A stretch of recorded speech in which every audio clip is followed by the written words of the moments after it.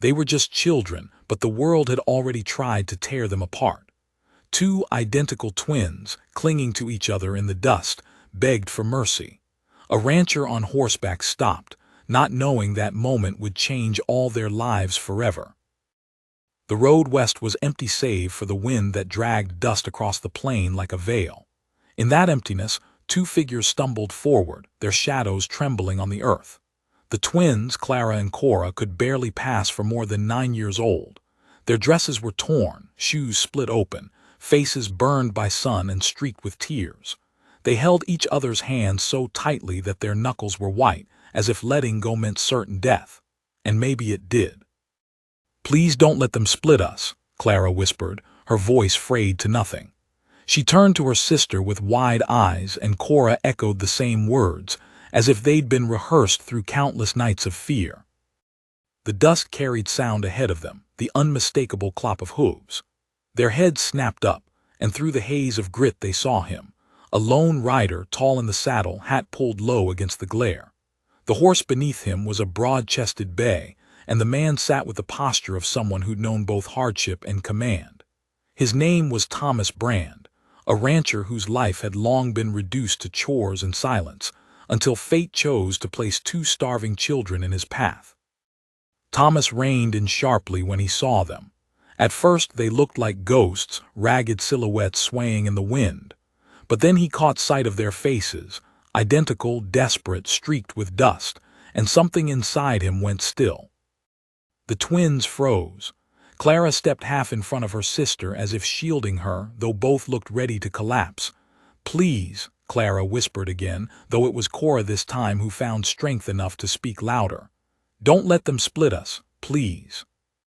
Thomas swung down from his saddle in one motion, boots hitting hard earth. He moved fast, not out of recklessness, but because the girls were swaying as if they might fall dead before he reached them. He caught Clara by the arm, steadying her, and Cora leaned instantly into his other side, both girls trembling as if the world itself had been against them too long. "What happened?" Thomas asked, his voice steady but urgent. He hadn't spoken to children in years, but the tone came as natural as breathing. Cora's lips quivered. She looked at her sister, and Clara spoke for them both. "They sold us." The words hit like a bullet. Thomas stiffened, eyes narrowing. He didn't need more detail to understand.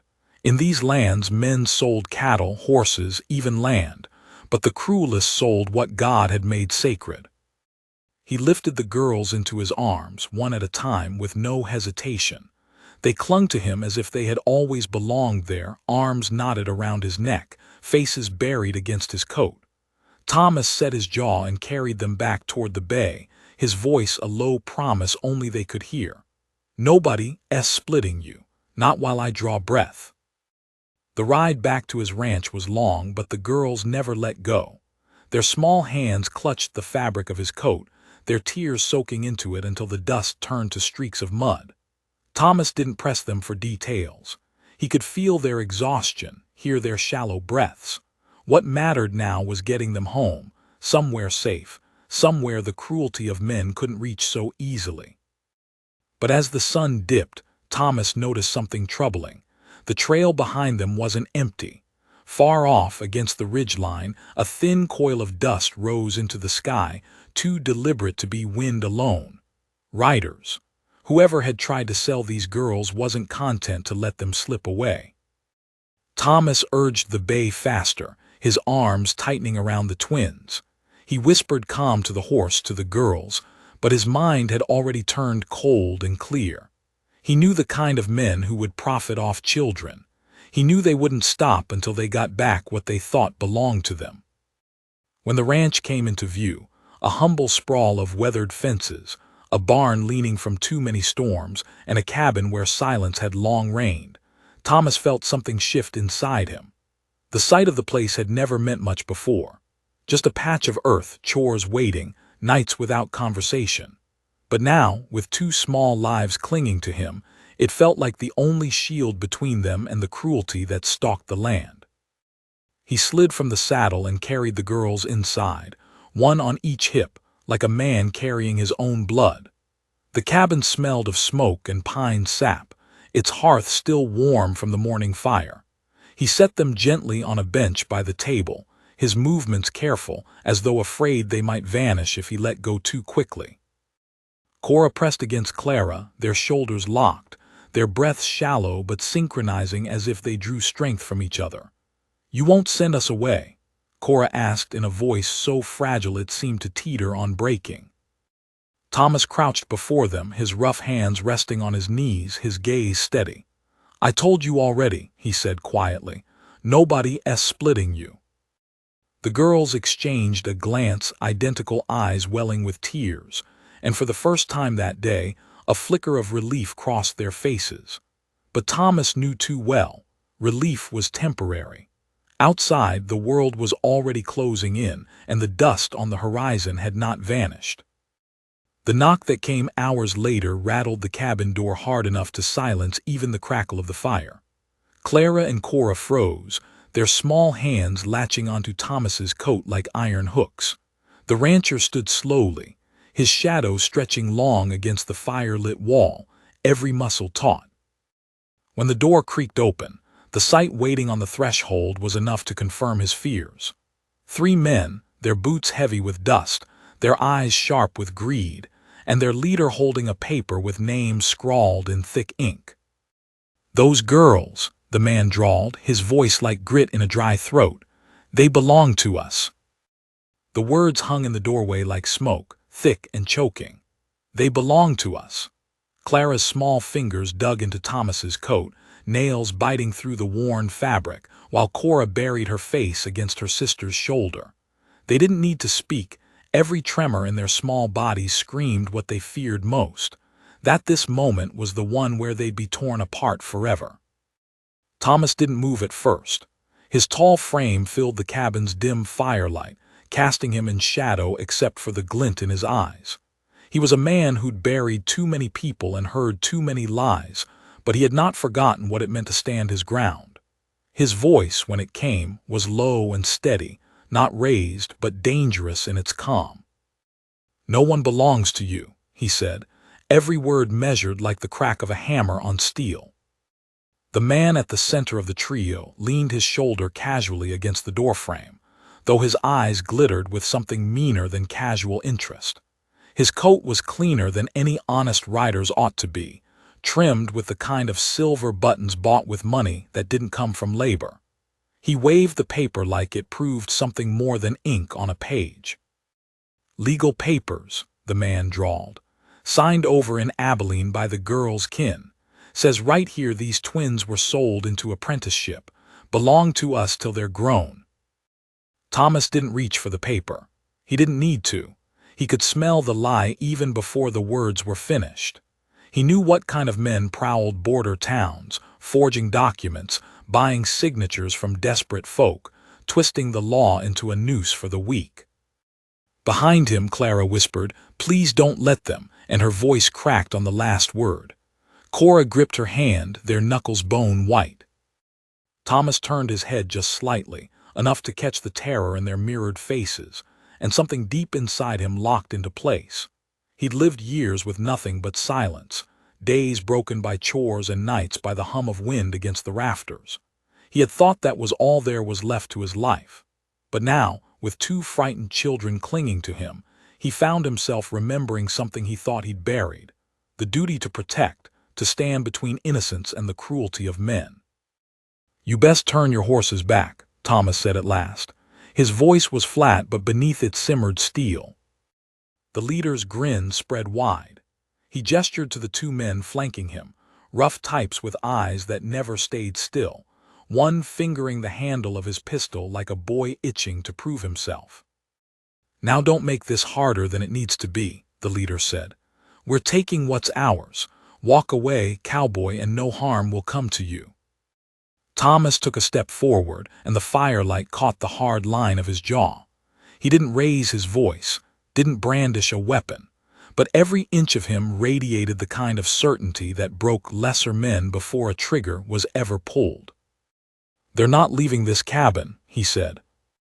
The air between them tightened, the kind of stillness that comes before a storm breaks. Outside, the wind moaned across the plains, rattling the loose boards of the porch.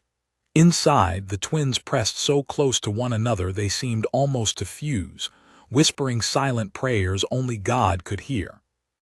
The leader's smile faltered. For the first time he seemed to notice the way Thomas stood, not just as one man but as a wall that wouldn't give. Still, greed is a stubborn sickness, and the man snapped his fingers. His two partners moved forward, boots grinding against the porch. One reached for the door as if to shove it wider, but Thomas's hand shot out like a striking snake. He slammed the door shut with such force the frame rattled, his other hand throwing the heavy iron latch into place. The cabin's air grew thick, the sound of the bar dropping like a bell-tolling war. The men outside cursed and hammered their fists against the wood, the leader's voice rising sharp. "You don't know who you're crossing, Brand. You'll regret this." Thomas turned back to the girls, his breath steady even as his blood thundered. Clara's lips trembled, but Cora spoke first this time, her small voice brave despite the tears streaking her cheeks. "You won't let them take us." Thomas crouched low, his weathered hands resting gently on their shoulders. He looked into their identical eyes, eyes that begged for a promise stronger than fear. "Not while I breathe," he said. The pounding at the door grew louder, boots scraping the porch, wood creaking under the strain. Thomas rose to his full height, moved across the room, and pulled the rifle from where it rested above the hearth. His motions were deliberate, quiet, but the click of the chamber echoed through the cabin like a vow. He stood in the center of the room, the girls huddled together on the bench, the fire throwing long shadows that seemed to lean closer in silence. Outside, the men shouted threats, but underneath their noise Thomas heard something else, the certainty that this wasn't over. These men weren't leaving empty-handed. They'd be back, whether tonight or tomorrow, and they'd bring worse with them. Thomas had a choice, one he hadn't expected to face when he rode out that morning alone. He could send the girls away, wash his hands of trouble, return to silence and chores and nights without laughter. Or he could stand against what was coming, take on enemies who believed the law itself would bend for their greed. He looked again at Clara and Cora, their small hands clasped so tightly their fingers had gone pale. The decision wasn't a choice at all. That night Thomas did not sleep. He sat near the door, rifle across his knees, while the girls drifted off against each other's shoulders. Their breathing steadied in rhythm, and for the first time since he'd met them, they looked at peace. Thomas stared into the fire until dawn came pale and gray, the rifle never leaving his lap. When the sun rose, he stepped outside, scanning the horizon. The ridge was empty now, but the tracks were still there, cut deep into the earth. They would return. And when they did, he would be ready. But as he turned back toward the cabin, something stirred in him that went deeper than the promise of a fight. The land, silent and wide as it was, no longer felt empty. For the first time in years, Thomas Brand had something worth protecting, and he could not, let it be taken. The day unfolded slow, the kind of quiet that gnawed at the edges of a man's nerves. Clara and Cora stayed close to each other, shadowing every move Thomas made. When he stepped into the barn, they followed. When he carried water from the well, they trotted behind, one always gripping the other's hand as though a phantom knife waited to slice them apart. Thomas didn't scold them for clinging. He let them stay near, though the sight of it carved at him. Children shouldn't live with that kind of fear burned into their bones. In the barn, Clara finally spoke, her voice hushed. "They said they'd take me east," she whispered. "Cora west. We wouldn't see each other again." Cora nodded, her jaw tight though her eyes glistened. "We swore we'd run first, run till we dropped, better than being split." Thomas's hands stilled on the hay bale he was lifting. He looked at them, two identical faces mirroring pain far too heavy for their age. And in that moment, he swore something deeper than words. If the world meant to tear them apart, it would have to break him first. The rest of the day passed under a sky that seemed too blue, too calm, mocking the storm Thomas knew was coming. By evening, the girls had begun to relax, lulled by the routine of chores and the steady presence of someone who hadn't betrayed them. They laughed once, a soft ripple of sound, as they splashed each other with water while washing their faces at the pump. Thomas turned away quickly, not wanting them to see the way his throat tightened at the sound. He hadn't heard laughter in this yard in years. But as night fell, the peace shattered. A distant whistle cut across the plains, sharp and deliberate. The girls froze, eyes wide, while Thomas lifted his head toward the ridge. Torches flickered in the distance. More riders, more than 3 this time. The war for the twins had only just begun. The whistle carried like a knife, cutting through the quiet plains until even the cattle in the far pasture stirred uneasily. Clara and Cora clung to each other, their identical faces pale in the firelight as their wide eyes tracked the torches cresting the ridge. Thomas stood on the porch, rifle balanced loosely in his hands, though there was nothing loose in his body. His stance was hard, set like the earth itself, every line of him prepared. He had fought storms before, winds that tore roofs from barns, floods that drowned whole fields. But this was a different storm.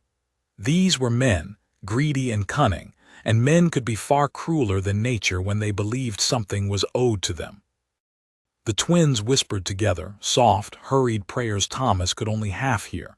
He caught words like please and together, and his jaw tightened. They weren't praying for food or shelter. They weren't praying for safety. They were praying only not to be separated, as if they'd already accepted that suffering was inevitable, but to face it apart was worse than death. Thomas turned his head and fixed his gaze on them.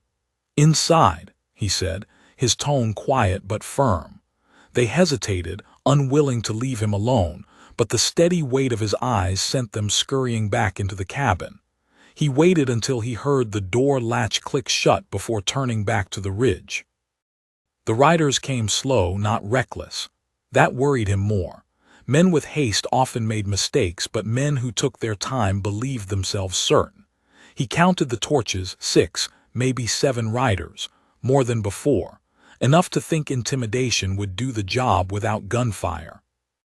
As they neared, Thomas caught sight of the leader again, the same man from the night before, silver-buttoned coat gleaming faintly in the torchlight. His smirk looked carved into stone, confidence painted across every inch of his posture. He rode forward while the others hung back, circling like wolves, giving their leader room to speak. "Even in Brand," the man called, his voice carrying clear. "Thought we made ourselves plain enough last night." Thomas said nothing, the rifle resting calmly against his chest. The man's smirk widened. "You've had a day to think. That's generous, considering what's at stake. Now hand over the girls, and maybe we let you live to ranch another day." Thomas finally spoke, his voice quiet but carrying like distant thunder. "Not yours to take." The man chuckled, shaking his head. "You talk like you've got a say in it. Papers are signed. They're property. You're just a fool standing in the way of men who know how the law works." Thomas didn't flinch, though anger burned hot in his chest. Children aren't cattle. God made them free, and no law signed in ink changes that. The leader's grin faltered for the first time. His gaze flickered toward the cabin, where he no doubt imagined the twins huddled. His voice hardened. "You don't hand 'em over, this gets ugly. You think you can stand against 7 men, Brand. You'll be outnumbered, outgunned, and no one in this land's gonna mourn you when the dirt swallows you up." Thomas lifted the rifle, not pointing it yet, just resting it across his arm. His eyes never left the man. "I've stood alone before. Don't make the mistake of thinking numbers will save you." The tension was thick enough to choke on. The riders shifted, muttering among themselves. Some looked eager, hungry for violence, but others hesitated. There was something in Thomas's voice, in his stance, that made them uncertain. The leader spat into the dirt.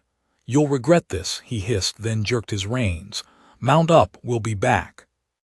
They rode off, torches snuffed one by one until the ridge was swallowed by darkness. But Thomas knew better than to believe they'd given up. Men like that didn't surrender. They plotted. And the next time they came, they wouldn't ride with threats. They'd ride with fire. Inside the cabin, Clara and Cora huddled on the bench, eyes wide and hands locked together. They flinched when Thomas entered, their little bodies braced as if waiting for bad news. But Thomas set the rifle down gently against the wall, knelt before them, and said only, "They're gone for now." "For now," Clara echoed, her voice trembling. Thomas didn't lie. "They'll be back, stronger." He reached out, resting a rough hand on each of their shoulders. "But you listen to me. You're not going anywhere, not without each other, not without me." For a moment silence held, heavy but not hopeless. Then Cora's face crumpled, tears spilling down as she leaned forward, pressing her forehead against his chest. Clara followed, and Thomas found himself with both girls clinging to him, their tears soaking his shirt. His arms came around them almost without thought, holding them close, his rough hands steady on their small backs. He hadn't held children since his own boy, long buried on the hill overlooking the ranch. For years he'd lived with that emptiness, convincing himself it was easier to stay hollow. But now, with these two trembling souls clinging to him, the hollowness cracked, and something fierce and unyielding filled the space instead. "You're mine to protect now," he said quietly, "and I don't break my word." The next morning, Thomas rose before dawn. He set the girls to simple chores inside, sweeping, tidying tasks to keep them busy and distracted, while he worked outside. His hands moved with practiced efficiency, but his mind was a storm. He reinforced the barn doors, double-checking the locks. He cut fresh posts for the fence, not because it needed fixing, but because he wanted clear lines of defense. He stacked firewood close to the cabin, not for warmth but for barricade. Every motion was preparation, every strike of the axe a vow. By midday, Clara and Cora ventured out, their faces smudged but determined. Clara carried a broom like a spear, while Cora clutched a rag. They followed him into the barn, insisting, "We can help." Thomas's lips twitched, just a shadow of a smile, but he didn't dismiss them. He set them to work brushing down the horse, filling small buckets of water, gathering eggs from the hens. It wasn't much, but it gave them purpose, and purpose was a salve against fear. As the sun sank, painting the sky in shades of fire, Thomas gathered them on the porch. The land stretched wide before them, quiet for now, but he could feel danger riding nearer with every breath. He pointed to the ridge. "They'll come from there," he said. "When they do, you don't run, you don't hide. You stay where I can see you, and you stay together, always together. Understand?" The twins nodded, identical determination shining in their eyes. Clara whispered, "We'll never let go." Cora squeezed her sister's hand tight. "Never." Thomas looked at them, saw the fire that burned even through their fear, and knew they were stronger than they realized. Strong enough to fight for, strong enough to change the shape of a man's life. The wind shifted then, carrying with it the faint scent of smoke. Thomas stiffened, his eyes snapping back to the ridge. A glow pulsed faintly against the dark horizon. The men hadn't waited long. The glow rose on the horizon like a second sunset, wicked and unnatural. Smoke billowed, carried low by the night air, and the faint crackle of fire echoed even across the wide stretch of plain. Clara and Cora clung to each other, their faces pressed against the cabin window, identical eyes wide with dread. Thomas stood on the porch, rifle slung across his arm, staring at that growing orange smear with a stillness that masked the storm inside him. He knew what it meant. Men who couldn't take by threat would take by fear. They weren't just coming for the girls, they were coming to burn his world down. He stepped back into the cabin, voice steady though his gut was tight. "Pack what you can carry, just the essentials. We may have to move before dawn." The twins turned, small bodies trembling, but they didn't argue.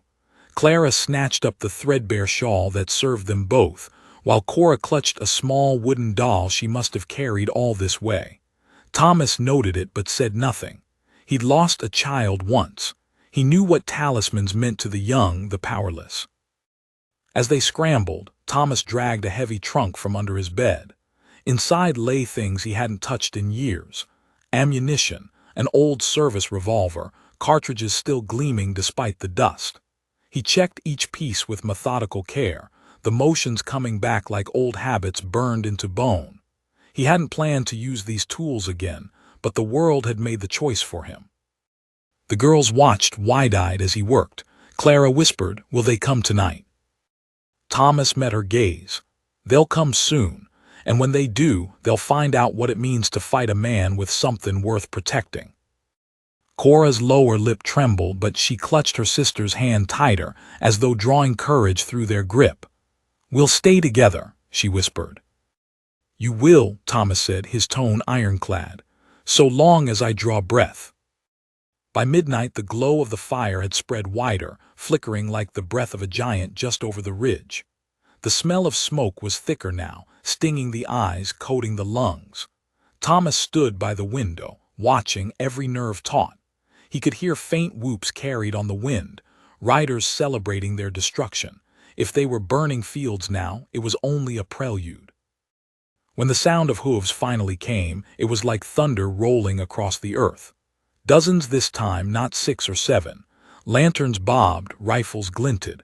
Thomas's jaw tightened. He'd known they'd bring more, but the sight of so many still tightened his chest. The twins whimpered, pressing close to him. Clara whispered, "They'll take us," as if saying it out loud would make the fear real. Thomas dropped to one knee before them, his large hands bracing their thin shoulders. "Look at me," he said, and they did, eyes wide and tear-filled but locked to his. "You are not leaving this cabin unless it's at my side. You understand?" They nodded, their voices breaking but sure. "Yes." He rose then, planted himself by the door, rifle raised, eyes narrowed on the shapes forming out of the dark. The leader was at their front again, that same smug grin plastered across his face. His silver buttons gleamed in the lantern light as if mocking Thomas, mocking the land itself. "You're macking this harder than it needs to be, Brand," he shouted. "Give up the twins and maybe we leave the place standing. Refuse and we'll burn you out." Thomas's answer was the rifle shot that cracked the night open. The leader's hat spun from his head, the bullet grazing close enough to tear it clean. Horses reared, men cursed, and chaos rippled through the riders. Thomas's voice boomed steady from the porch. "Step 1 foot closer, and the next bullet finds your skull." Silence fell heavy, broken only by the shifting of horses. The leader snarled, rage twisting his smugness into something feral. He pointed his pistol toward the cabin. "You're a dead man, Brand." Thomas didn't flinch. "Then come and see." For a long moment no one moved. The men muttered, glancing at each other, uncertainty settling like dust. They were many, yes, but many had never faced a man who didn't blink at death, and Thomas Brand was exactly that kind of man. The leader spat, jerking his reins.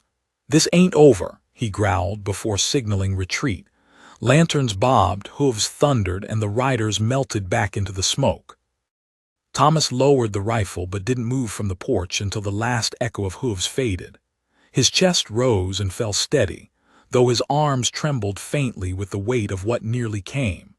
He turned back to the cabin, where Clara and Cora stood framed in firelight, their hands clutched so tightly their knuckles were bone white. "They'll keep comin', won't they?" Clara asked, her voice barely a whisper. Thomas set the rifle down and knelt before them again. "Yes," he admitted, his voice raw with honesty, "but so will I every time." Cora's eyes filled with tears, but she threw her thin arms around his neck. Clara followed, and for the first time in years, Thomas felt what it meant to be needed not just as a man, not just as a rancher, but as the line between innocence and ruin. The next days blurred into a tense rhythm. Thomas reinforced the cabin, set traps along the fence line, sharpened every tool into a weapon if need be. The twins followed him everywhere, refusing to let more than a yard of distance form between them. Sometimes they laughed, small, fragile bursts when he let them feed the chickens or pet the horse, but mostly their fear hung heavy, a shadow that trailed even their sleep. At night, Clara and Cora whispered stories to each other, always ending with the same vow: "We'll never be split." Thomas, lying near the hearth with his rifle close, listened. Each vow steeled him further, rooted him deeper in the knowledge that protecting them wasn't just duty, it was purpose. But danger grew closer with each sunrise. Scouts appeared on the ridge, watching. Shots cracked in the distance, warnings meant to fray nerves. And then came the letter. It arrived nailed to his fence post, the paper torn and stained with mud. Thomas ripped it free and read by lantern light. The words were scrawled sharp and deliberate. "Tomorrow, Brand, will come tomorrow, and this time nothing will stop us." Thomas folded the note, slipped it into his pocket, and looked back toward the cabin. Inside, Clara and Cora slept curled together on the bench, their foreheads touching as if even in dreams they refused to be parted. He swore then, silently but with every fiber of his being, tomorrow they would come, and tomorrow they would break against him like waves against stone. Dawn came cold and still. The land seemed to hold its breath, as if the world itself knew what was coming. Thomas stood on the porch, rifle slung across his chest, revolver at his hip, every line of him set for battle.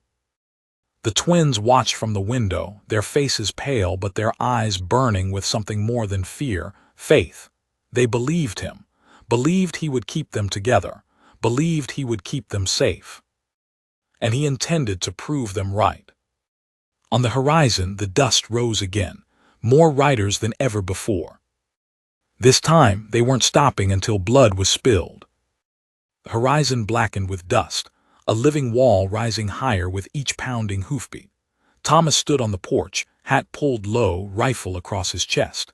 He didn't move, didn't blink, didn't even let his breath quicken.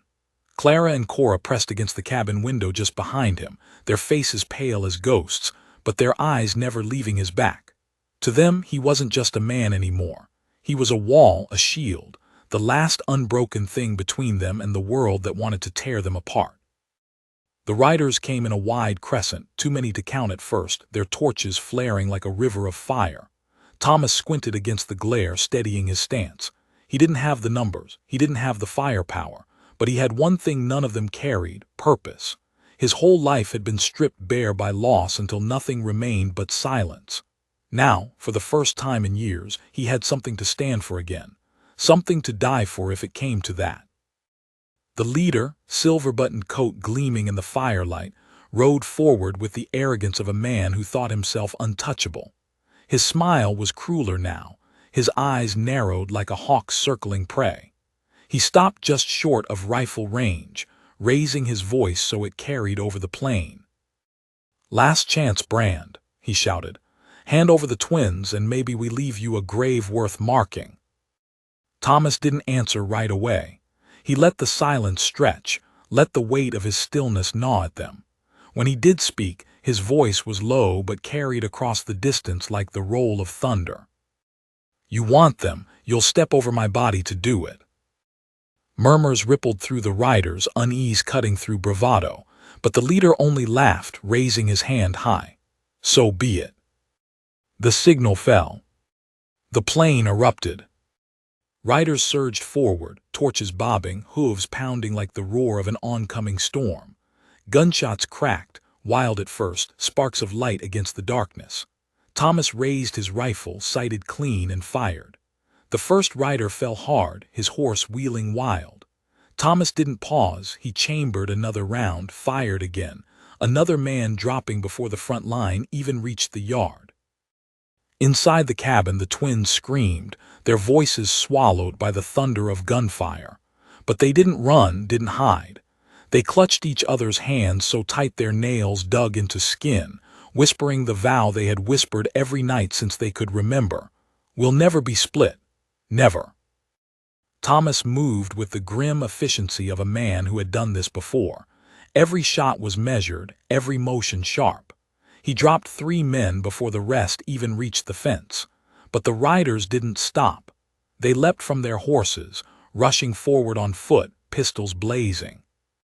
Thomas ducked low, a bullet whistling past his ear. He fired back, the man fell.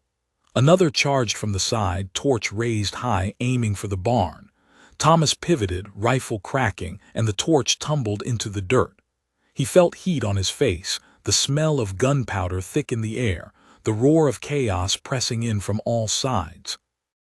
Still, he held the line. One rider slipped past, charging straight for the cabin door. Clara and Cora shrieked as his boots pounded the porch. But before his hand could reach the latch, Thomas was there. He dropped the rifle, swung his revolver free, and fired point-blank. The man crumpled where he stood, his pistol clattering useless to the floorboards. Thomas kicked the body aside, slamming the door shut again. "Stay back," he barked to the twins.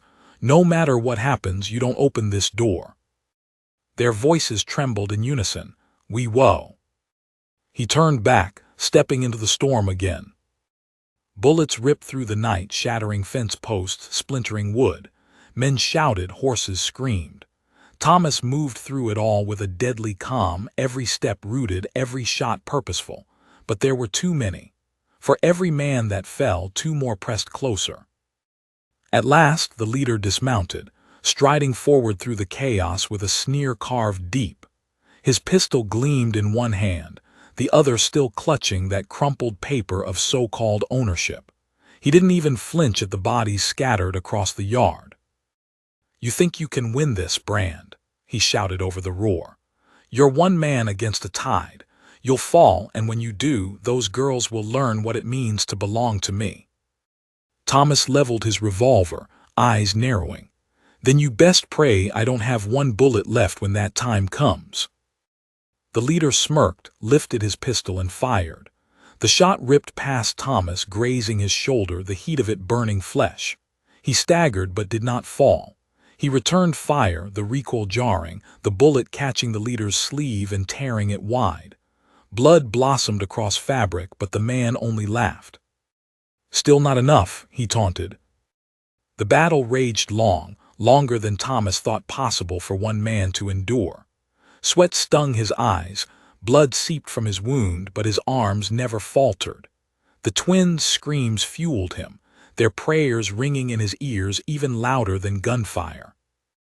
At last, the riders began to falter.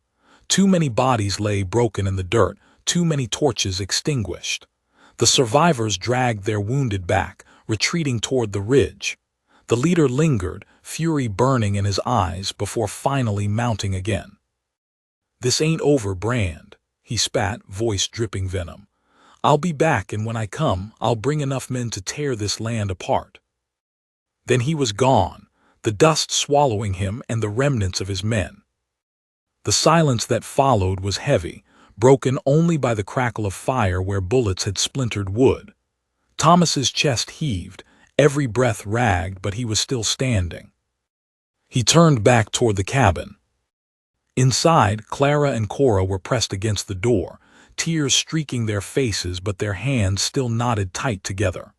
When he opened it, they flung themselves into his arms, sobbing. "You didn't let them," Clara cried. "You kept us together," Cora echoed. Thomas staggered under their weight, his wounded shoulder screaming, but he held them both tight against him. His voice was rough, broken by exhaustion, but certain. "I told you," he whispered, pressing his face into their tangled hair. "As long as I breathe, no one splits you." And though the night still stank of smoke and blood, for one fleeting moment, the cabin felt like a sanctuary, a family's beginning forged in fire. But deep inside, Thomas knew the battle wasn't done. The leader would return, and when he did, it would not just be with men. It would be with the law twisted in his favor, with sheriffs bought and judges bribed. This fight had only just begun. The cabin walls still trembled with the echoes of gunfire long after the last hoofbeats faded into the dark. Smoke hung thick, clinging to the rafters, carrying the bitter scent of powder and ash. Outside, the ground was littered with bodies, some groaning, some still, and Thomas stood among them, shoulders squared though blood seeped from the graze along his arm. He did not count the fallen. He did not look at the faces. His eyes were fixed only on the cabin where two identical shadows huddled in the flicker of firelight. Clara and Cora had pressed their foreheads together, hands clasped so tight it seemed no force in this world could pry them apart. When Thomas opened the door, the girls leapt into his arms. He winced at the strain on his shoulder but didn't let them see it. Their small bodies trembled, their sobs sharp in the silence that followed battle. He lowered to one knee, gathering them against him, his voice raw from smoke but steady. "It's over," he whispered.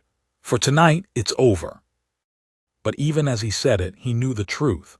This fight was far from finished. By dawn, the ranch was a graveyard. Thomas buried the men who had fallen, not out of pity but out of duty to the land. Death was death, and bodies left to rot would sour the earth.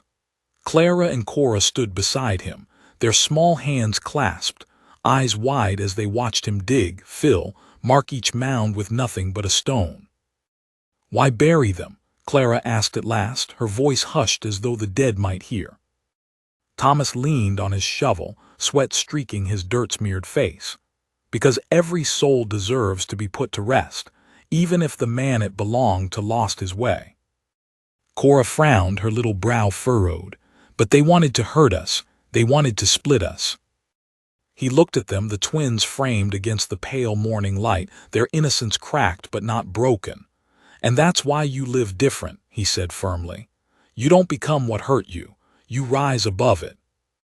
The girls exchanged a glance, silent agreement passing between them. They pressed their foreheads together again, a habit Thomas had noticed, as if they anchored themselves by touch. When the last grave was filled, Thomas led them back inside. His wound throbbed, blood seeping through the ragged bandage, but he ignored it. There was work to be done, preparations to be made. Because if the leader had spoken true, this wasn't the end. It was the opening move. 2 days passed in tense quiet. Thomas repaired what he could, patched the bullet holes in the walls, strengthened the doors, and built barricades of logs stacked high around the porch. Clara and Cora helped where their small hands allowed, carrying nails, holding boards steady, fetching water. They worked side by side, always touching, always whispering encouragement to one another. At night, the three of them sat by the fire. The twins would whisper stories, bits of memory from before, scraps of songs their mother once sang, prayers they barely remembered. Thomas rarely spoke, but he listened. Each word was a thread, binding them closer to him until the silence of the cabin no longer felt empty. Yet the ridge remained restless. Shadows moved there at dusk, scouts watching, waiting. Thomas saw them and said nothing to the girls, but every time his jaw tightened, and he checked the rifle again. On the third morning, a new threat came, not on horseback, but in the form of dust rising along the road. A wagon approached, its wheels groaning under weight, flanked by 2 mounted riders. At the front sat a man in a long black coat, his hat wide-brimmed, a badge gleaming faintly on his chest. A sheriff. Thomas stiffened, eyes narrowing. He stepped onto the porch, rifle resting against his shoulder, while Clara and Cora peeked nervously from the window. The wagon drew up, the sheriff climbing down with deliberate slowness. His boots crunched against the dirt, his face lined, his eyes sharp. He held no weapon openly, but the 2 men on horseback at his side kept their hands close to their holsters. "Morning," the sheriff said evenly. "You Thomas Brand?" Thomas gave a single nod. The sheriff glanced toward the cabin, catching the faint outline of the twins.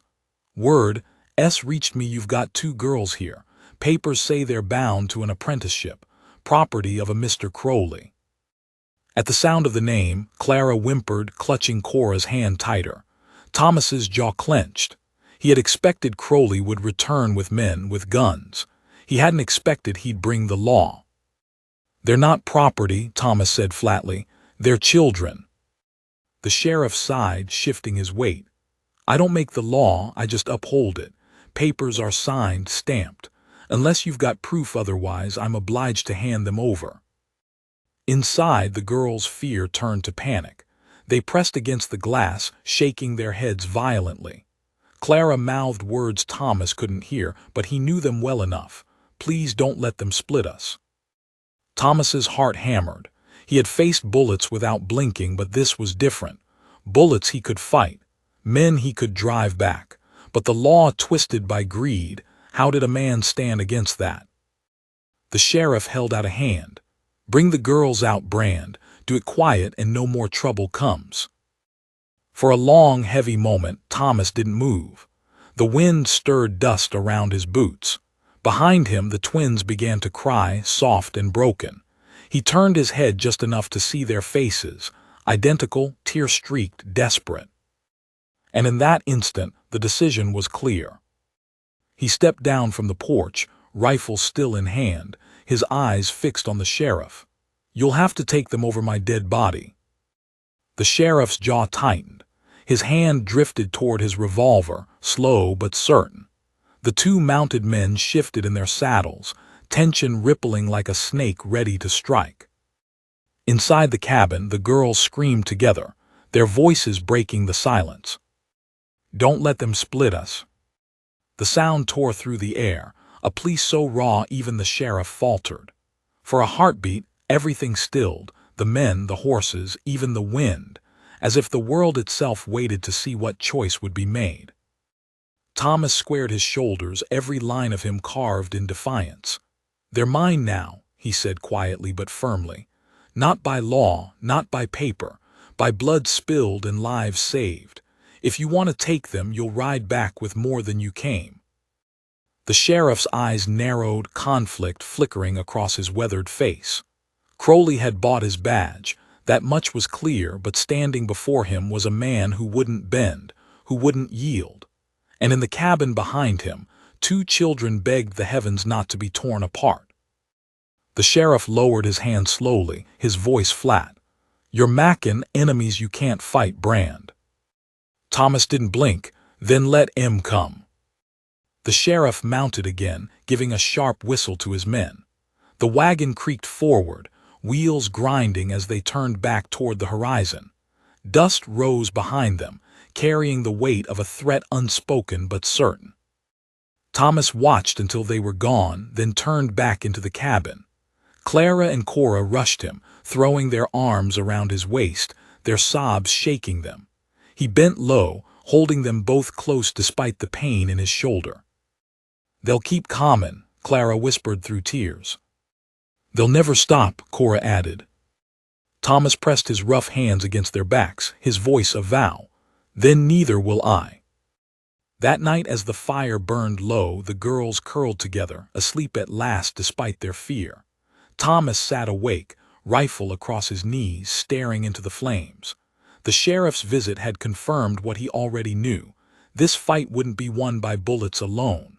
Crowley had money, power, the law twisted to his hand. But Thomas had something Crowley would never understand. Family. And he would burn the world down before letting it be torn apart. The fire burned low in the hearth, its glow soft and red, painting the cabin walls like dying embers of a battlefield. Thomas sat with his rifle across his knees, eyes half closed but never drifting to sleep. Outside, the wind carried whispers through the pines, restless, like a warning that the world beyond was gathering strength again. Inside, Clara and Cora lay curled together, their small bodies pressed so tightly it seemed even dreams could not pry them apart. When dawn came, Thomas rose, his body stiff from another night without rest. He stepped onto the porch and scanned the horizon. The ridge was empty, no riders, no dust, yet the silence was heavy, the kind that comes before a storm. His shoulder throbbed from the wound, his muscles ached from the fight, but none of that mattered. The real weight pressing on him wasn't pain. It was the certainty that Crowley would return. And when he did, he wouldn't come just with riders or a sheriff. He'd come with more. Influence, men, fire, law bent to his hand. Thomas spent the morning preparing. He checked the traps he'd set along the fence line, mended the barn door again, and split logs until sweat soaked his shirt. Clara and Cora followed him, refusing to stay inside no matter how many times he told them to rest. They carried small pieces of wood, fetched water, and never let go of each other's hands. He watched them, the way they moved in rhythm, the way they finished each other's sentences without thinking. They weren't just sisters, they were one soul split into two bodies, and Crowley wanted to shatter that. At midday, Thomas sat them on the porch, giving them bread and milk while he drank bitter coffee. Clara looked up at him with wide eyes. Will he come back today? Thomas didn't soften the truth. Soon. Cora swallowed hard, and when he does. Thomas met their gaze, his voice low but certain. Then we show him this family can't be broken. The girls leaned into each other, whispering the vow they carried like breath. Never split, never. That afternoon, a shadow crept across the plains. Not dust this time, not fire, but the glint of sunlight on steel. A column of riders appeared on the ridge, not 7, not 10, but dozens. Behind them rolled a wagon heavy with supplies, and at its front sat Crowley himself, silver buttons gleaming, smugness carved deep into his face. Thomas's stomach clenched. This wasn't a raid, this was a siege. He ushered the twins inside, latching the door. They pressed close to him, voices trembling. "He's here again," Clara whispered. Thomas crouched, steadying them with his hands on their shoulders. "You stay quiet. You stay together. No matter what you hear, no matter what happens, you do not open this door unless it's me." They nodded, identical tears streaking down identical cheeks. Thomas stepped out onto the porch, rifle in hand, his frame tall against the glow of afternoon. Crowley halted his column 100 yards out, raising his hand for silence. The riders spread in a wide arc, hemming in the cabin like wolves circling prey. Crowley stood, his voice carrying clear. "Thomas Brand, this is your last chance. Hand over the twins, and I swear no harm will come to you. Refuse, and I'll burn this cabin to the ground with them inside it." Thomas's reply was steady. "If you touch a match to this cabin, you'll be ashes before the flame reaches the door." Crowley laughed, his voice cold. "You think you can fight an army, Brand. You're just one man, you can't win." Thomas shifted the rifle, his eyes hard. "Maybe not, but I only need to win long enough to make you bleed, and bleed you will." The riders murmured, unease rippling through them. Some tightened their grips on their reins, others glanced at one another, doubt creeping in. They had seen Brand fight before.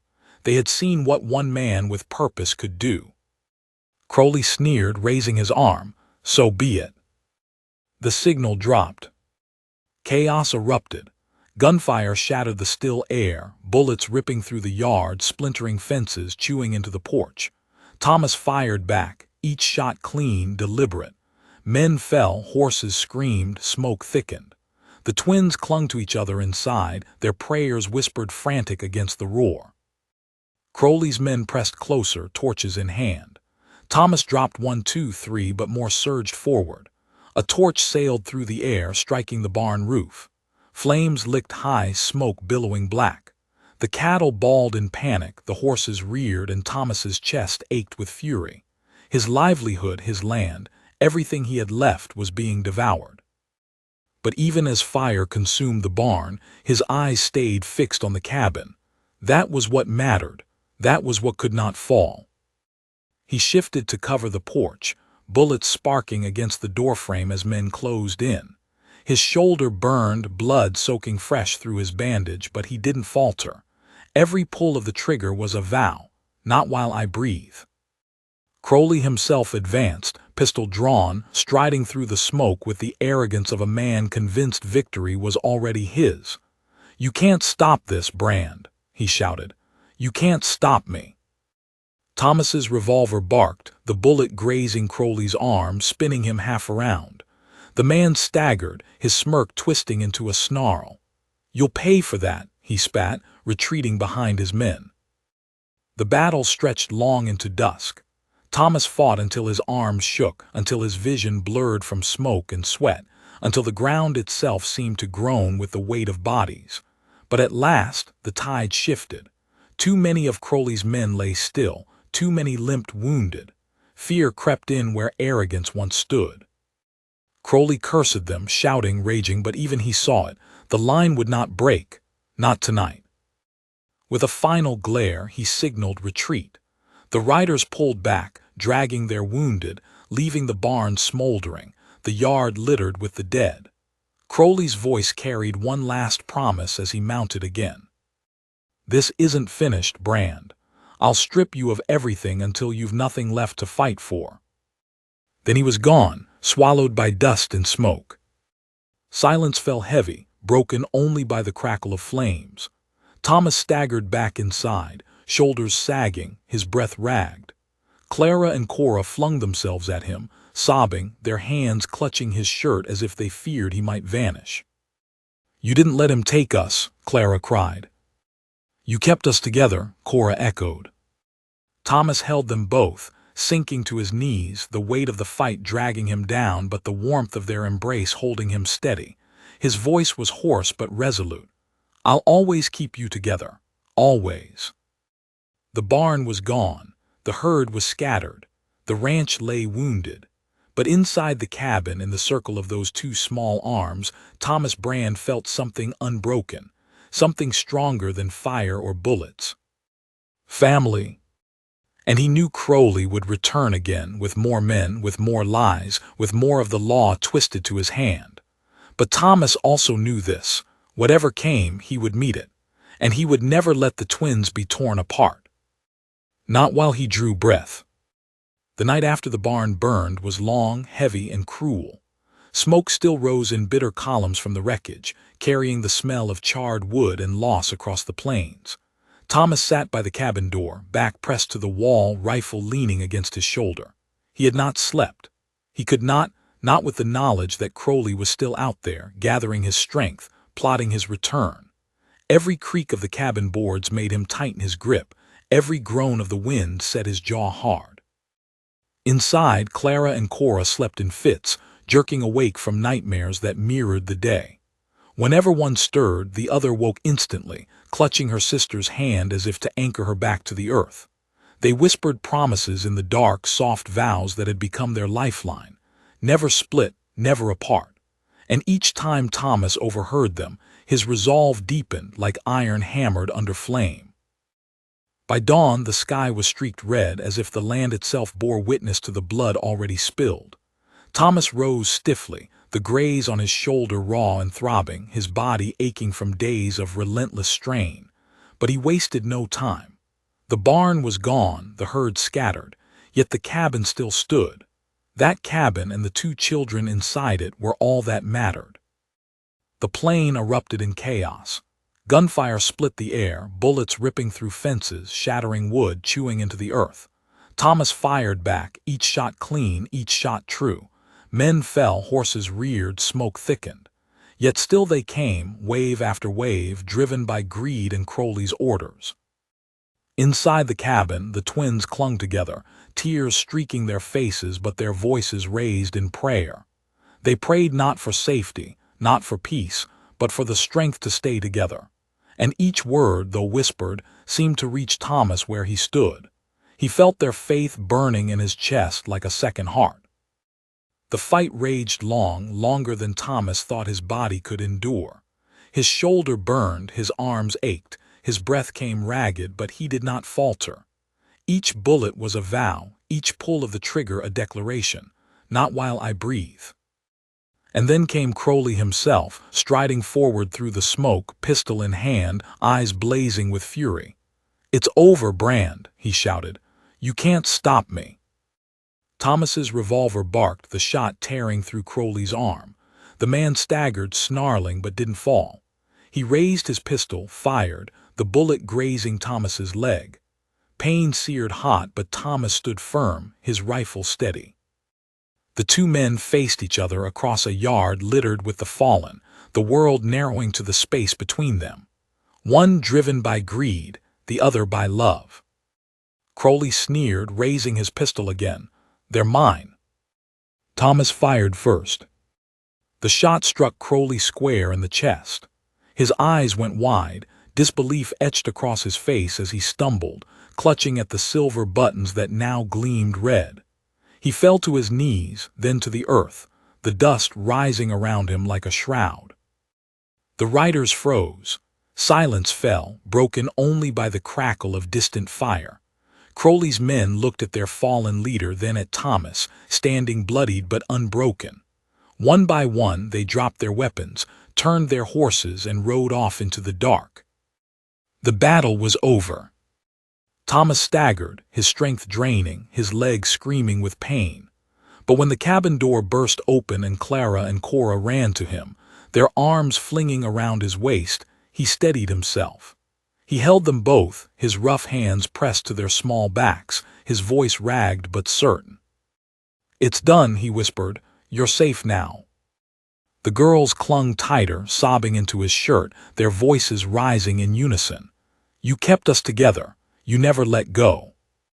Thomas sank to his knees in the dirt, the twins wrapped around him, their foreheads pressed against his chest. His eyes burned, not from smoke, but from something deeper, something he hadn't felt in years. Family. For years he had lived alone, believing the world had taken everything from him. But here, in the ashes of battle, with two children clinging to him like he was the last anchor in the storm, he realized the truth. The world had given him something back. He had saved them, but in saving them, they had saved him too. Weeks later, the cabin still bore scars, bullet holes patched, the barn a blackened ruin, fences broken. But life returned. Thomas rebuilt, plank by plank, with Clara and Cora always at his side. They fetched nails, carried boards, and laughed as they worked, their voices bright in the air where once only silence had lived. At night they sat by the fire, the twins whispering stories while Thomas listened, his heart fuller than he thought possible. Sometimes they asked if Crowley's men would ever return. Thomas never lied. "Maybe," he said, "but if they do, they'll find me waiting." The girls would press their foreheads together then, their hands clasped tight, and whisper the vow that had carried them through every storm: never split. And Thomas would smile just faintly, his rough hands resting on their shoulders. "Not while I draw breath," he would answer. The cabin was no longer just wood and stone. It was a home. Not because it stood against the storms of the plains or against the bullets of men, but because, within its walls, a family had been forged. A family no man could ever tear apart.